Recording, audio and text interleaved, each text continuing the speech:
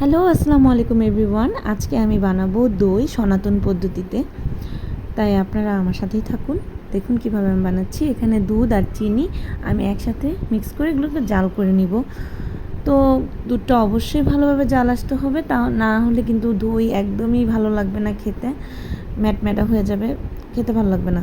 আর এখানে আমি দেখেন একটু ক্যারামেল করে নিয়েছি, এতে করে দইয়ের কালারটাও সুন্দর আসবে আর ক্যারামেলের জন্য দইয়ে অনেক সুন্দর একটা গ্রান আসে। দেখুন আমি কি করেছি এখানে। আমার বাচ্চাটা একটু ডিস্টার্ব করতেছিল, তাই আমি তাড়াহুড়া করতে গিয়ে একদম ক্যারামেলটা মানে গরম গরম ক্যারামেল ঢেলে দিয়েছি দুধের মধ্যে। আর এই যেভাবে মানে ফুটন্ত হয়ে একদম বলক দিয়ে পুরো আমার কিচেন পুরো অবস্থা খারাপ। আপনারা এরকম করবেন না, আমার মতো ভুল করবেন না, আস্তে আস্তে ঢালবেন। আর দেখেন এখানে দুধের কি কালারটা একদম ঘন করে একদম মানে আমি শুকিয়ে নিয়েছি। যেখানে এখানে ছিল 3 কেজি পরিমাণে, সো আমি 3 কেজিকে 1 কেজির মতো করে নিয়েছি, 1 কেজির একটু কম হবে।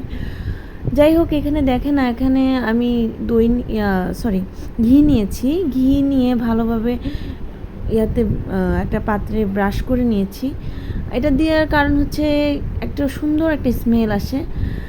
আমার বাসায় কিন্তু মানে কী বলে এটাকে, হ্যান্ড বিটার ছিল, নর্মাল বিটার ছিল, বাট আমি একদম সনাতন পদ্ধতিতে আমি ডাল ঘুটুনি নিয়ে করেছি। দই মিশিয়ে নিয়েছি আর কি, একদম হালকা হালকা গরম থাকতেই এটার সাথে টক দই মিশিয়ে নিয়েছি। দেন আমি এটি দেখানো ওভারনাইট করে রেখেছি একদম। ওভারনাইটে আপনারাও রাখবেন, দেখবেন দই অনেক সুন্দর হয়ে জমে যাবে। অনেকটা সময় দিলে দইটা অনেক সুন্দরভাবে জমে। আপনারাও চেষ্টা করবেন যে এটাকে ওভারনাইট রাখার। যাই হোক, এখন রিভিউটা দেখেন। আমার ছেলে এখন রিভিউ দিবে। তার যদি কিছু মজা লাগে তাহলে সে খুব মাথা নাড়িয়ে অনেক সুন্দর করে মানে এক্সপ্রেশন দেয় যে এটা তার অনেক ইয়াম্মি লেগেছে, মজা লেগেছে এই টাইপের। যাই হোক, দুষ্টুটাকে নিয়ে আমি মানে যেতটুকুই করি আমার কেমন হয়েছে বাবা, ঝামেলা হয়, যেহেতু ও অনেক বেশি এখন দুষ্টুমি করে, হাঁটা শিখেছে নতুন।